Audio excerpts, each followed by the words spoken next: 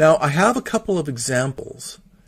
More than any other color, there are some characters from TV and movies that are absolutely 100% green. For those that are of a generation that know the show and the movies of Star Trek, the quintessential green person, you can probably already imagine, is Spock. Feels very deeply, but is driven by logic. That's a green. For those that don't know Star Trek and have watched a show called The Big Bang Theory, a great example of somebody who's green is Sheldon.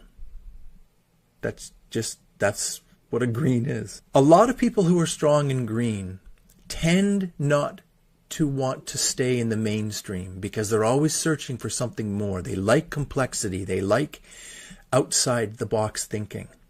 So these are the people who tend to use their minds in creative ways.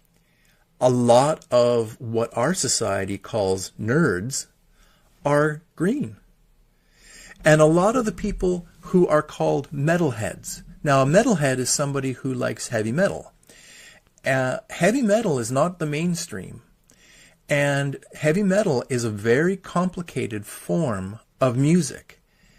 Different types of music, of course, but it's very complicated, usually going into different time signature changes, different kinds of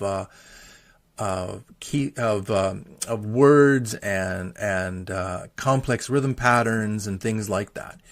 Green, a lot of people who are strong in green are drawn to that kind of thing. As I mentioned, somebody who's strong in green may have some trouble taking action, not just because they're perfectionistic, although that's a big part of it. It's that they analyze everything so much that it can take a long time to come up with all the options and all the consequences of those decisions.